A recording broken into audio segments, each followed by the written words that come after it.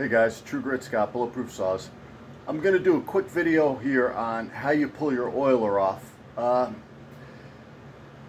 It's so common it could be a meme on the internet of chainsaws leaking bar oil, and I don't think I'm going to solve this today because smarter guys than me have been fighting with this for a long time. Oiler's an open system. You go out from the hot or from the cold and you bring your saw into a warm basement, and the oil seems to ooze out of these. But there are a couple of things that could be an issue that, exacerbates the problem, makes it a lot worse. And I'm just going to go over two little things here and a potential solution that I'm thinking about that I haven't tried yet. So I'm going to put you on the tripod and I'm going to pull this oiler off and show you guys what I'm talking about. Okay guys, what we're going to begin with is we're going to pull this snap ring off and most likely shoot it across the room. Oh wow, we actually caught it.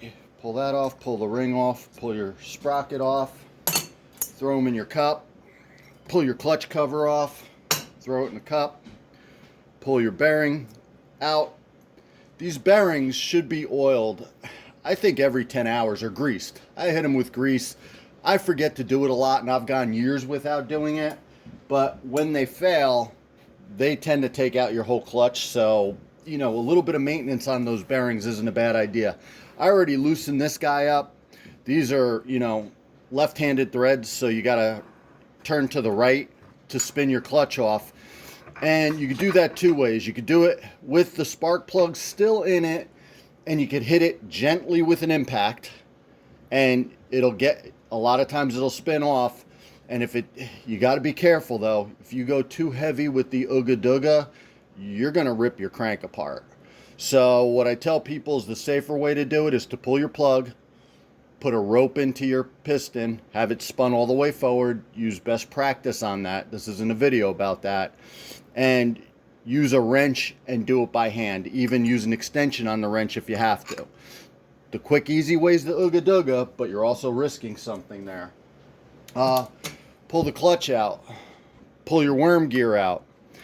I opened this up real quick before the video and cleaned it out real good. You're probably going to have to take your little chain guard off. Just to get it out of the way. Then you will be up to pulling off some plastics around there just to make room for ourselves. 4 M4 screws.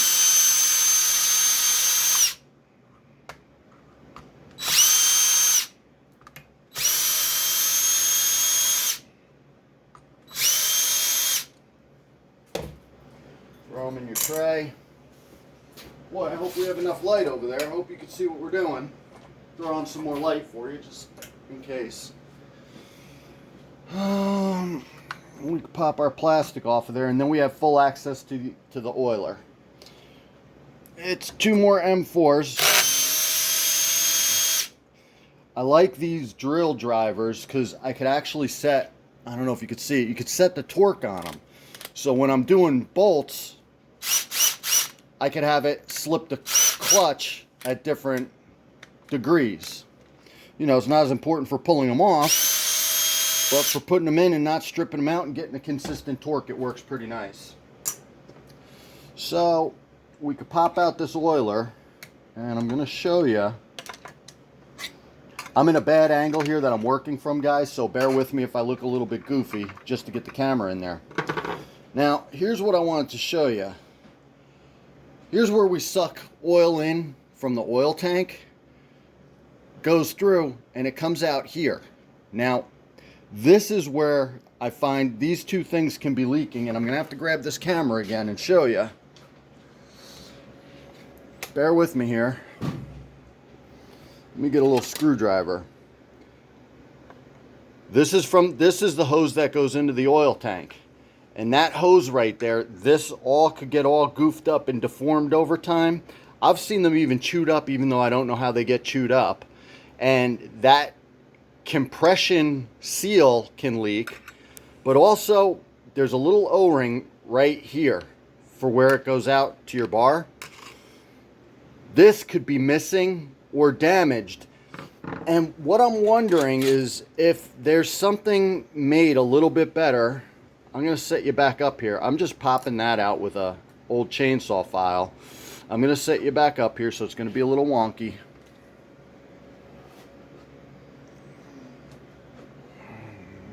Let's see if we focus again.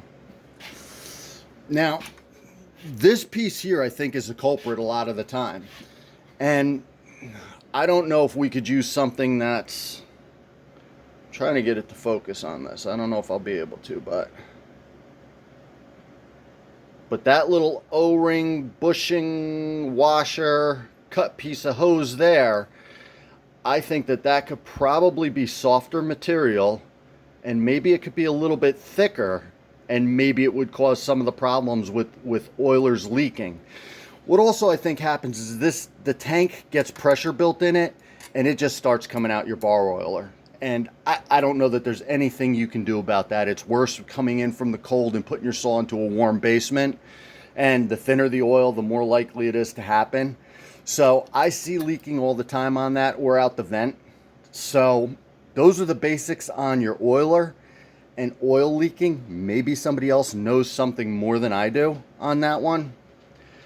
That's where I'm at with it. It's a known issue on OEM saws, on Stiehls, on Huskies, and I have some saws that do it. I have some saws that don't, and it's a mixture between aftermarket, OEM, and everything in between on that. So there's a little nutshell video of how you do this oiler, or you pull it off to at least verify that those rubbers are good. I'll go into this real quick while we have it apart. This guy right here, this oil line that goes into your oil tank, you could put needle nose pliers on that and rip that sucker right out. So that's how you would replace that. That hose is only a couple bucks. It's $5. It's under $10. And you could buy a new hose if this is all deformed, jacked up, whatever, and you pull it out with needle nose pliers. You get the new one, you put a little grease on it so it slips in, and you just push it right in and it pops in 2 seconds. So it's kind of a 2-second swap. This little O-ring here, I don't know. I think I'm going to go to the hardware store with one of these and look for some different materials. Maybe some kind of silicone rubber would be better for that. I don't know, but I'm real suspicious of this. I've even seen some oilers, and they're aftermarket oilers, that right here where this is flat on this oiler, I've seen where they have a nipple like this that actually goes into it. But to be honest with you, on the few that I've used, I haven't seen any less leaking. You know, I can't tell you that those have been better, that it's better one way than the other. Theoretically, it seems like that'd be better if that was a nipple and not flat, but I've had them leak and I've had them not leak, so I don't have a good answer on this. Anyhow, that's my 2-second oiler, well, our almost 10-minute video. Anyhow, True Grit Scott, Bulletproof Saws. Thanks for watching.